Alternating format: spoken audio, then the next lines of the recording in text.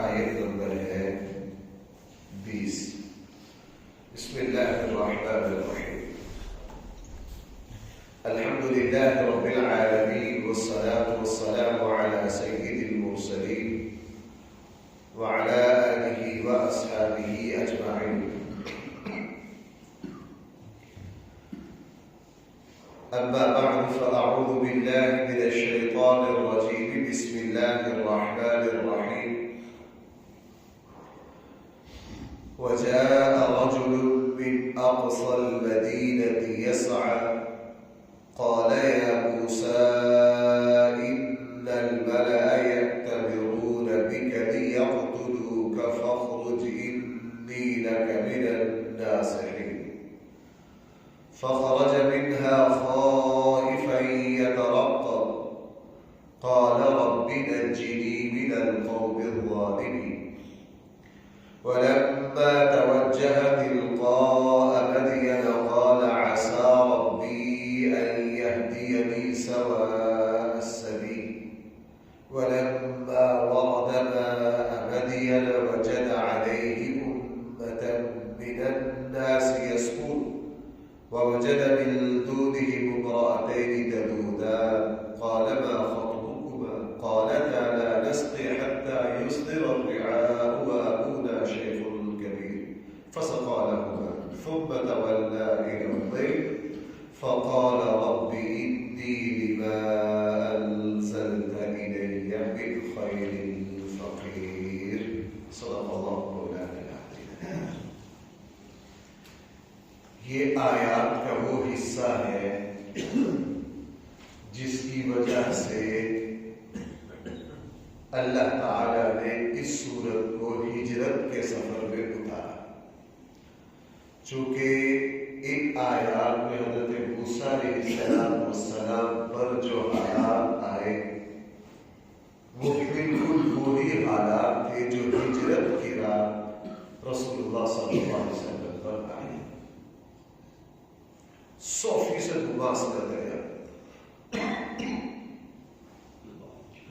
اور ہجرت کی رات یہ آیات اتار کے رسول اللہ صلی اللہ علیہ وسلم کو سفر ہجرت میں یہ آیات اتار کر اللہ تعالیٰ نے رسول اقدس صلی اللہ علیہ وسلم کو تسلی دی کہ جس طرح ہم نے موت کے سائے سے، مشکلات سے، زمین کے تنگ ہونے کے باوجود اپنے قریب حضرت موسیٰ کو مصیبتوں سے نکال لیا، اے ہمارے حبیب آپ پریشان نہ ہو، آپ کو بھی ہم مصیبتوں سے اسی طرح نکال دیں گے۔ اب یہاں صورتحال کیا ہے، پہلے اس کو دیکھتے ہیں، پھر اس کو رسول اللہ صلی اللہ علیہ وسلم کی سیرت کے آپ علیہ السلام کے ساتھ جو صورتحال پیش ہے اس کے تناظر میں ہم کو سمجھیں گے۔ موسیٰ علیہ السلام کا یہ راز فاش ہو گیا کہ کل جو بندہ مرا تھا وہ موسیٰ علیہ السلام کے ہاتھوں مرا تھا، اور اگلے دن لڑائی میں قبطی نے، فرعونی قوم کے بندے نے یہ بات سن لی، فوراً فرعون تک بات پہنچ گئی کہ جی 2 دن پہلے، 1 دن پہلے جو بندہ مرا ہے وہ موسیٰ علیہ السلام کے ہاتھوں مرا ہے۔ اب قرآن کا انداز یہ بتا رہا ہے کہ فرعون کو پہلے بھی تھوڑا سا کھٹکا لگتا رہتا تھا موسیٰ علیہ السلام کے بارے میں، چونکہ موسیٰ علیہ السلام فرعون کے شرک پر، ان چیزوں پر تکفیر کرتے تھے، رد کرتے تھے۔ موسیٰ علیہ السلام کے بارے میں فرعون کو پہلے سے خدشات پیدا ہو گئے تھے کہ کیا یہ وہی نوجوان تو نہیں جس کے ذریعے اللہ میری حکومت کو ختم کرے گی۔ اور اب یہاں صورتحال یہ بنی کہ موسیٰ علیہ السلام کے ہاتھوں بندہ بھی بغیر ارادے کے قتل ہو گیا۔ فرعون نے فی الفور اپنے مشیروں کو بلایا، اپنے ارکان حکومت کو بلایا، ان کے ساتھ مشورہ کیا کیا کریں۔ نتیجہ کے طور پر یہ طے ہوا کہ تو بلوس باللہ موسیٰ علیہ السلام کو گرفتار کر کے قتل کر دیا جائے. موسیٰ علیہ السلام کو گرفتار کر کے کیا کر دیا جائے؟ قتل کر دیا جائے. جب یہ فیصلہ ہوا تو وہاں دربار میں کوئی موسیٰ علیہ السلام کا ہمدرد تھا. وہ پولیس کے گرفتاری کے لیے پہنچنے سے پہلے قرآن نے کہا بالأقصى المدینہ، چونکہ بار بار یہ بات آئی ہے کہ فرعون کا جو شاہی علاقہ تھا وہ شہر سے تھوڑا سا ہٹ کے تھا. ایک نوجوان شارٹ کٹ راستوں سے بھاگتا پولیس کے پہنچنے سے پہلے اس نے حضرت موسیٰ کو اطلاع کر دی کہ آپ فوراً یہاں سے نکل جائیے. اور غالباً مفسرین کی رائے میں یہ وہی شخص ہے جس نے جب موسیٰ علیہ السلام 10 سالوں کے بعد مدین سے نبی بن کر آئے اور اس وقت بھی اس نے فرعون کے دربار میں بڑی زبردست تقریر کی. وقال رجل مؤمن من آل فرعون يكتم ایمانه اتقتلون رجلا ان يقول ربي الله. اس بات میں 10 سالوں کے بعد جب موسیٰ علیہ السلام نبی بن کر آئے، اسی شخص نے پھر موسیٰ علیہ السلام کا بہت ڈٹ کے ساتھ دیا. اور اسلام میں یہی مقام حاصل ہے سیدنا صدیق اکبر رضی اللہ عنہ. کس کو حاصل ہے سیدنا؟ صحیح احادیث مبارکہ میں ہے کہ مکی زندگی کے آغاز میں رسول اللہ صلی اللہ علیہ وسلم نے جب نبوت کا اعلان کیا اور کافر بدتمیزی کی حد پر آئے، ایک دن حضرت صدیق اکبر کو اطلاع ملی کہ رسول اللہ صلی اللہ علیہ وسلم کو گھیر لیا گیا ہے اور یہ بدبخت اللہ کے نبی پر ہاتھ اٹھا رہے. تو صدیق اکبر بھاگ کر آئے اور ان سب کا مقابلہ کیا. ان کو مارا، خود بھی زخمی ہوئے اور کافروں کے ڈر سے ان کے جنگ گھٹے سے رسول اللہ صلی اللہ علیہ وسلم کو بحفاظت نکال کر لے گئے. خود بھی چوٹیں کھائیں، کافروں کو بھی ماری، اور زبان پر پتہ کیا تھا؟ وہی بات تھی جو سورہ مومن میں اس شخص نے کہی اتقتلون رجلا ان یقول ربی اللہ، کہ تم اس ہستی کو مارتے ہو صرف اس وجہ سے. اس کا قصور یہ ہے کہ یہ اعلان کر رہا ہے کہ میرا رب کون ہے؟ اللہ. میرا رب نہیں کون ہے؟ اللہ. اس لیے اسلام کے سب سے پہلے جس نے اپنے ایمان کا اظہار کیا حضور علیہ السلام کے بعد الگ اعلان، وہ سیدنا صدیق اکبر. بھائی وہ کون ہے؟ سیدنا صدیق اکبر. میں بڑی مرتبہ میں نے آپ سے عرض کیا ہے اس قبائلی سسٹم میں، بھائی کیا کبھی بلوچستان اور سرحد میں جاؤ، وہاں قبائلی سسٹم دیکھو، اپنی قبائلی روایات کے خلاف، رسموں کے خلاف اگر کوئی جاتا ہے اسی وقت جرگہ بیٹھتا ہے، اسی وقت طے کر دیا جاتا ہے کوئی رشتہ نہ لے گا نہ دے گا، کوئی چیز نہ بیچے گا نہ. ہم خود دینی لحاظ سے اس طرح کے ماحول دیکھے، ہمارے جو ہم کلاس ساتھی علماء سے ان سے کہا یار آپ اپنے قبیلے کو اس غلطی سے روکتے کیوں نہیں؟ وہ کہتے ہیں یار صورتحال یہ ہے، یہ قبائلی سسٹم ہے، ہم اس قبیلے میں اللہ نے پیدا کیا ہے، ہم نے تھوڑی سی اونچ نیچ کی تو جناب ہمارے لیے زندگی کو تنگ کر دیا جائے گا، اتنی مشکلات آئے گی کہ جینا دوبر ہو جائے گا. اب اس قبائلی ماحول کے خلاف حضرت سیدنا صدیق اکبر پورے مکہ میں کھڑے ہو کر کہہ رہے اتقتلون رجلا ان یقول ربی اللہ. یہ آسان کام نہیں ہے. ہم تو اپنے گھر میں اپنے بچوں کی مخالفت نہیں کر سکتے، ہم تو اپنے گھر میں اپنے بچوں کی مخالفت نہیں کر سکتے. بہرحال وہ شخص آیا، اس نے بھاگ کے آ کے سیدنا موسیٰ علیہ السلام کو اطلاع کی کہ آپ کے قتل کا فیصلہ ہو رہا، اور ہجرت کی رات یہی اطلاع رسول اللہ صلی اللہ علیہ وسلم کو حضرت جبرائیل نے آ کے دی کہ جی آپ کے بارے میں یہ فیصلہ ہو رہا۔ اسی وقت نکلیے، اور موسیٰ علیہ السلام کو بھی شخص نے کہا آپ اسی وقت نکل جائیے۔ اب بھائی ذرا تھوڑا سا تصور کرنا، اس سے پیچھے بھی موسیٰ علیہ السلام کی جو زندگی ہے وہ شہزادگی کی زندگی، شاہی محلات میں رہے، دنیا کی ساری آسائشیں اور سہولتیں دیکھی، کوئی پریشانی اس سے پہلے شاہی خاندان میں پرورش ہوئی، اب اچانک مصیبت آ گئی، نکلو یہاں سے۔ موسیٰ علیہ السلام نکلے، اور صحیح روایات میں ہے کہ اتنا 8-10 دن رات پیدل سفر کیا، جوتا بھی ٹوٹ گیا، کیونکہ اس زمانے میں آج کل کے جدید جوتے نہیں بنتے تھے جو کبھی ٹوٹے نہ، وہ تو ہاتھوں سے بنے ہوئے سیدھے سادے جوتے ہوتے، جوتا بھی ٹوٹ گیا، اور 8-10 دن پہ کھانے کے لیے بھی کچھ نہیں، درختوں کے پتے کھائے، رستے میں جو اس زمانے کے اعتبار سے اس طرح شہر تھے نہیں کہ کسی جگہ سے پانی مل جائے گا، کوئی چیز مل جائے گی، پرانا زمانہ۔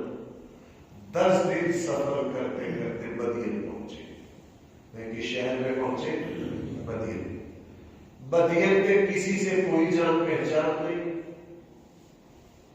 بس اتنی نسبت ہے مدین سے کہ مدین بھی حضرت ابراہیم علیہ السلام کے اولاد میں سے ایک ہستی تھی جنہوں نے یہ شہر آباد کیا، اور بھائی موسیٰ علیہ السلام بھی کس کی اولاد میں سے ہے؟ حضرت ابراہیم کی اولاد میں سے۔ اب مدین گئے، مدین جا کے کہاں جائیں، کس کے پاس جائیں؟ وہاں ایک درخت کے نیچے جا کے بیٹھ گئے، تو جب وہاں جا کے بیٹھے تو وہاں ایک منظر دیکھا کہ پانی کا ایک کنواں ہے، لوگ اپنی اپنی بکریوں کو پانی پلا رہے ہیں، وہاں 2 جوان بچیاں ہیں، وہ ایک طرف اپنی بکریوں کو ان لوگوں کی بکریوں سے ملنے سے روک رہی ہیں۔ موسیٰ علیہ السلام نے ان سے پوچھا کہ تم اپنی بکریوں کو پانی کیوں نہیں پلاتی؟ انہوں نے کہا اصل بات یہ ہے کہ ہمارے والد بوڑھے، ہمارے اندر یہ طاقت نہیں ہے، یہ لوگ اپنی بکریوں کو پانی پلا کر چلے جائیں گے، لے جائیں گے بکریوں، ان کا بچا کچا پانی جو ہے وہ اپنی بکریوں کو پلا دیں۔ انبیاء علیہ السلام کی شان یہ ہے کہ کمزور کی مدد کرنا ہے۔ کیا ہے انبیاء کی شان؟ کیا ہے؟ اب موسیٰ علیہ السلام خوف میں 10 دن گزار کے آئے ہیں، 10 دن کا سفر کر کے فرعون کی حکومت سے باہر نکلے، مدین تک فرعون کی حکومت نہیں تھی، دن رات سفر کیا ہے، تھکے ہوئے ہیں، بھوکے پیاسے ہیں، جوتا ٹوٹ گیا ہے، پتے کھا کے گزارا کیا ہے۔ وہاں جاتے ہی ایک نیکی سامنے آئی تو فوراً موسیٰ علیہ السلام اٹھے، اور وہ جو ڈول جس کو بچیاں نہیں کھینچ سکتی تھی، پوری طاقت سے اس ڈول کو کھینچا، پانی نکالا، اور ان کی بکریوں کو پانی پلایا، اور یہ بچیاں وقت سے پہلے گھر پہنچ گئی، یہ بچیاں وقت سے پہلے گھر پہنچ گئی۔ موسیٰ علیہ السلام نے جب دیکھا کہ یہ کمزور ہے اور انبیاء کی شان ہوتی ہے، اسی لیے بھائیو آپ ذرا اس بات کو تھوڑا سا تازہ کیجئے، وہ رسول اللہ صلی اللہ علیہ وسلم کی نبوت سے پہلے کی سیرت کیا ہے؟ بھائی ذرا غور کرنا، کیا نبوت ملنے سے پہلے حضور کا کردار کیا ہے؟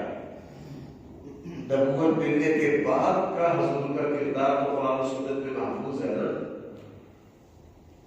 نبوت سے پہلے اللہ کے نبی کا کردار کس بیان کا تھا؟ آپ حضرت خدیجہ الکبریٰ رضی اللہ عنہا کے اس تبصرہ کو لے لیجئے، بیوی کو سارا کچھ پتا ہوتا ہے انسان کا، کہ جب اللہ کے نبی کو نبوت بارے ہرا میں بیوی پریشان ہو کے خدیجہ الکبریٰ کے پاس آئے تو حضرت خدیجہ نے کیا کہا تھا؟ آپ مسافروں کی خدمت کرتے، کمزوروں کی مدد کرتے، مسافروں کو کھانا کھلاتے، بیواؤں کی خدمت کرتے، مقروضوں کا قرض اتارتے، مقروضوں کا کیا کرتے؟ قرض اتارتے، لوگوں کے ساتھ ہمدردی کرتے۔ آپ جیسی خوبیاں رکھنے والے شخص کو اللہ کبھی بھی ضائع نہیں کرے گا، اللہ کبھی بھی ضائع۔ اس سے سمجھ لیجیے کہ نبوت سے پہلے رسول اللہ صلی اللہ علیہ وسلم کا پسندیدہ کام کیا ہے؟ پسندیدہ کام تنہائی میں اللہ کی قدرت کو یاد کرنا، اللہ کی قدرت پر غور کرنا، اور قوم جو شرک کر رہی ہے اس سے قربت تکلیف محسوس کرنا کہ میری قوم کیا کر رہی ہے۔ یہ بت خدا نہیں ہو سکتا، یہ بت کبھی بھی خدا نہیں ہو سکتے۔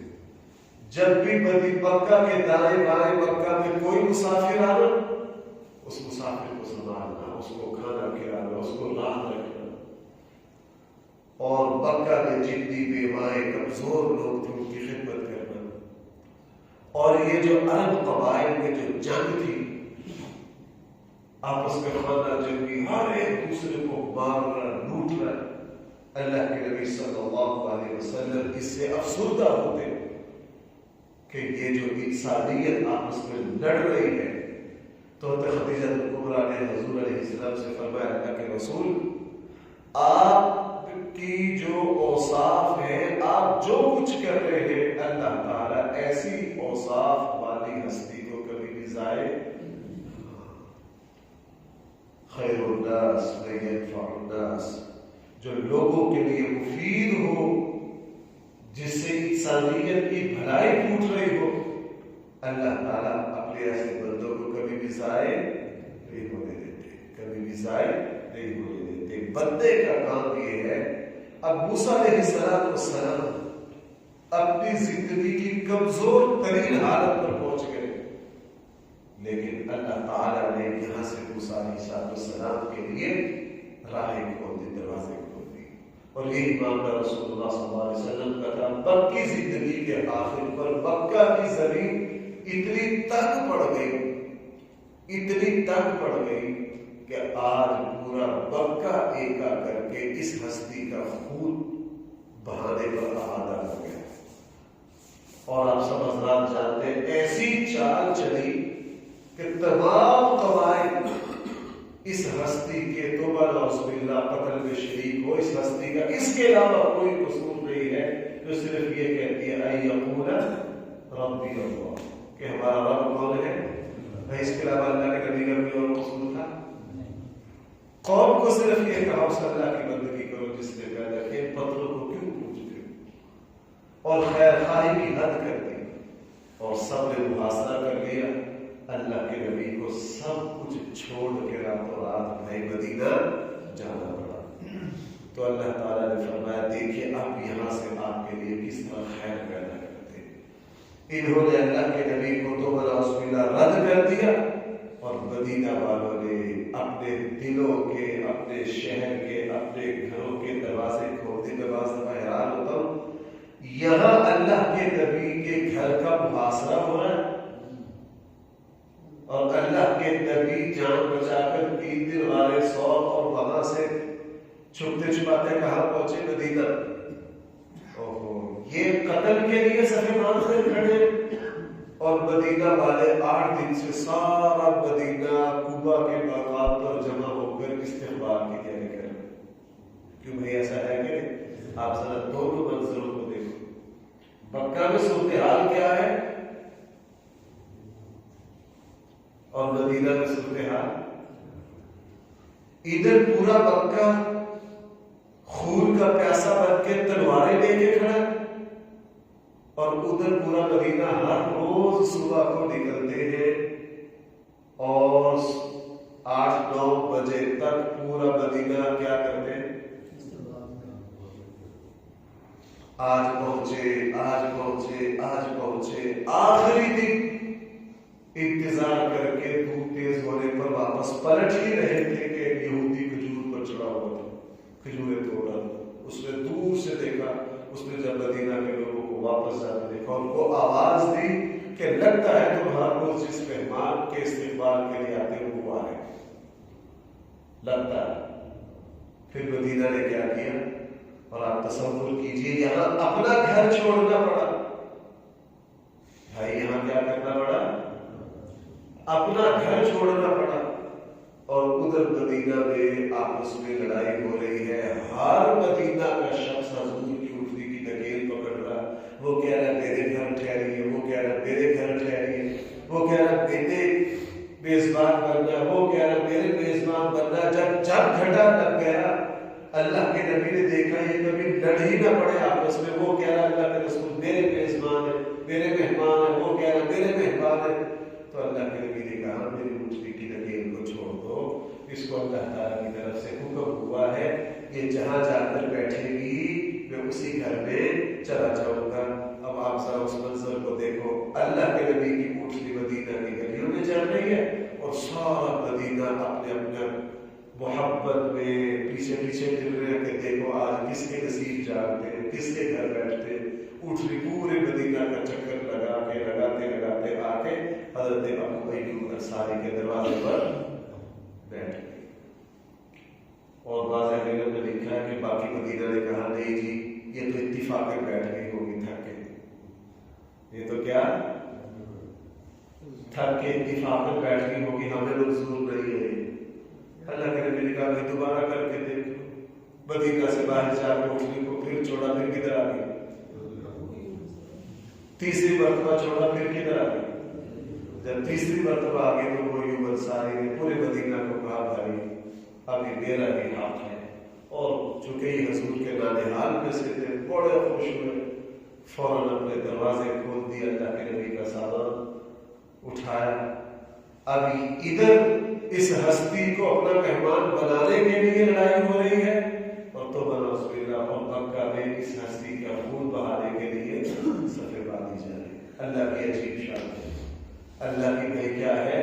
عجیب شان ہے. یہ جو کہا جاتا ہے نا ایک دروازہ بند تو 100، ایک دروازہ بند تو بھائی کتنے کھلے؟ 100. وہاں گھر کا ایک دروازہ بند ہوا اور یہاں 100 کھلے. پورا مدینہ آپ کو پتہ ہے 14 دن کلثوم بن حزام کے یہاں قبا پہ اللہ کے نبی نے قیام کیا. 14 دن پوری حویلی وقف کی، دائیں بائیں کے قبائل ملنے آ رہے ہیں اور یہ ہر روز اونٹ ذبح کر رہے ہیں لوگوں کے لیے مہمانی. اب 14 دن ہو گئے. 14 دن کے بعد جب مدینہ جانے لگے اللہ کے نبی قبا سے، جو حضرات قبا کا یہ پیدل سفر آپ کو پتہ ہی ہے، جانے لگے تو اللہ کے نبی کے نانحال کے لوگ آ گئے. انہوں نے کہا جی آپ اکیلے بھی مدینہ میں جا سکتے ہیں، ہماری روایت ہے ہم اپنے مہمان کو کس طرح لے کے جاتے ہیں. تو سارے ابو ایوب انصاری کا خاندان جو حضور کے نانحال تھے، میں نے کئی مرتبہ بتایا کہ رسول اللہ صلی اللہ علیہ وسلم کے دادوں میں سے جو ہاشم نے نکاح کدھر کیا تھا؟ مدینہ کیا تھا. ہاشم نے نکاح بھائی کدھر کیا تھا؟ عبد المطلب کے نانحال بھی مدینہ میں تھے. بہرحال یہ سارے آگے چاروں طرف اپنے اونٹ لائے، تلواریں لی، بیچ میں رسول اللہ صلی اللہ علیہ وسلم کی اونٹ لی پورے اعزاز کے ساتھ. آج کل کے زمانے میں کہہ رہے پورے فوجی دستے کی سلامتی کے ساتھ رسول اللہ صلی اللہ علیہ وسلم کو کہاں لے کر جا رہے ہیں؟ مدینہ میں. تو یہاں یہی معاملہ پیش آیا حضرت موسیٰ علیہ السلام سے. تیار و مددگار ان بچیوں کی بکریوں کو پانی پلا کے دوبارہ کے درخت کے نیچے بیٹھ گئے. اور یہاں اب میں ترجمے میں عرض کروں گا کہ کس عاجزی اور انکساری سے اللہ سے دعا مانگی ہے. اللہ میں اس وقت بالکل عاجز بے یار و مددگار ہوں، کوئی خیر بھی آپ مجھے دے تو میں اس کا کیا ہوں؟ محتاج ہوں. اللہ نے پھر اپنا فضل کر دیا. ذرا الفاظ دیکھیے بات کر رہے ہیں. وجاء رجل من اقصى المدینہ، اور جب آئے ایک شخص من اقصى المدینہ، شہر کے دور کے کنارے سے یسعی بھاگتا ہوا آیا. قال یا موسیٰ، اس نے کہا اے موسیٰ، ان الملأ یأتمرون بک لیقتلوک، یقیناً سردار آپس میں مشورہ کر رہے ہیں تیرے بارے میں لیقتلوک، تاکہ تجھے کیا کر دیں. فاخرج، تو یہاں سے نکل، انی لک من الناصحین، بے شک میں تیرے خیر خواہوں میں سے ہوں، تو نکل جائے یہاں سے. فخرج منہا، موسیٰ علیہ السلام پھر مصر سے نکلے، خائفا، ڈرتے ہوئے، یترقب، رقبہ میں گردن کو کہتے ہیں، یعنی خوف سے ادھر ادھر یوں دیکھتے ہوئے صورتحال کو سمجھتے ہوئے، جیسے بندہ خوف میں دائیں بائیں چکرتا اور چوکس رہتا ہے، ادھر ادھر دیکھتے ہوئے. قال، اب اللہ سے عرض کیا، دیکھو بھائی مصیبت آئی ہے، سب سے پہلے کیا کر رہے ہیں؟ اللہ سے دعا. بھائی سب سے پہلے کیا کر رہے ہیں؟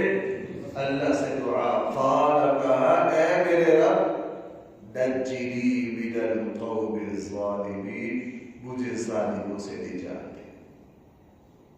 مجھے کس سے نجات دے؟ ظلم ظالم فرعون بظاہر کو کہہ سکتا ہے یہاں بندہ تو موسیٰ علیہ السلام کے ہاتھوں مرا ہے، فرعون کیسے ظالم ہو گیا؟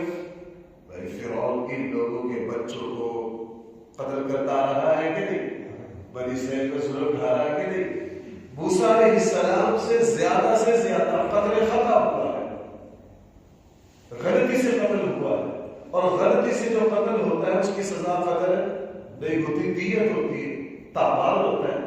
اور یہاں فیصلہ کس کا کر رہے ہیں؟ موسیٰ علیہ السلام کے تو براز بلا قتل کا. اللہ سے دعا ہے. وَلَمَّا تَوَجَّهَ تِلْقَاءَ مَدْيَنَ، اور جب متوجہ ہوئے موسیٰ مدین کی طرف، پھر دوسری دعا مانگی. اس سے پتہ چلا نبیوں کا سب سے بڑا سہارا دعائیں. سب سے بڑا سہارا کیا ہے؟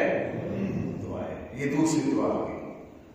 فوراً کہا عسیٰ ربی ان یہدینی، ان قریب میرا رب ان یہدینی سواء السبیل، مجھے سیدھے راستہ دکھائے کہ میری رہنمائی سیدھے راستے کی طرف کرے گے.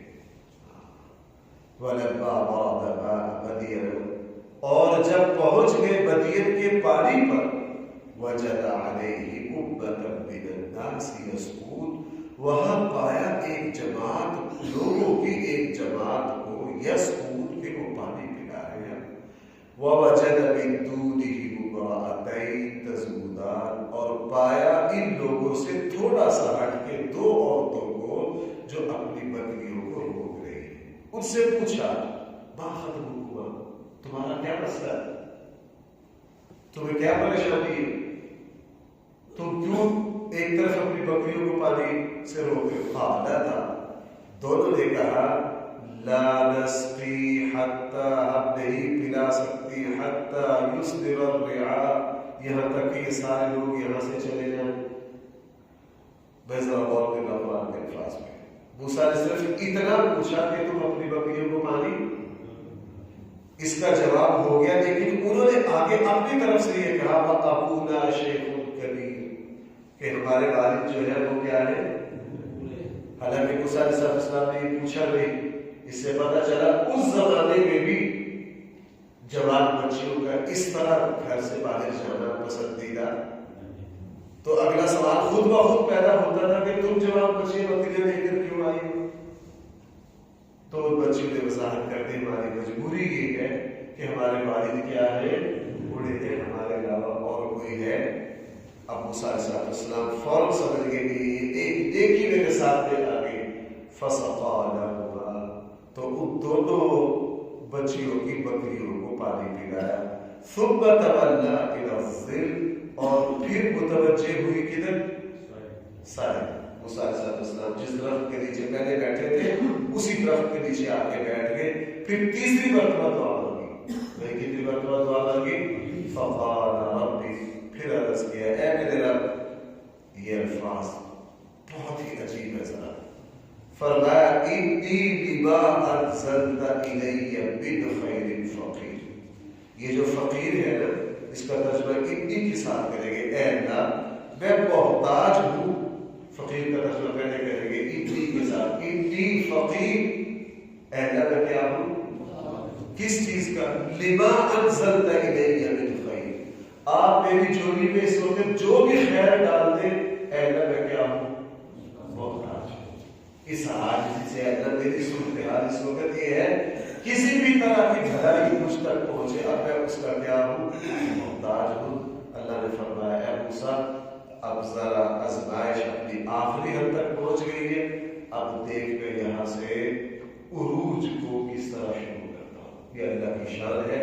بس پھر اس کے بعد اب اللہ کا وہ بھائی آخر الفاظ، اس کے بعد پھر اللہ کا وہ منصوبہ بروئے کار آیا کہ ہم نے اب اسی نوجوان کے ذریعے فرعون کی حکومت کو خاک میں یہاں سے اب موسیٰ بلندی پر چڑھتے گئے اور اللہ تعالیٰ نے موسیٰ علیہ السلام کے ذریعے پھر فرعون کو کیا کیا؟ روانہ کر دیا. اللہ تعالیٰ مجھے آپ سے الحمدللہ رب العالمین والصلاة والسلام على سيد الأنبياء والمرسلين وعلى آله وأصحابه أجمعين. ربنا آتنا في الدنيا حسنة وفي الآخرة حسنة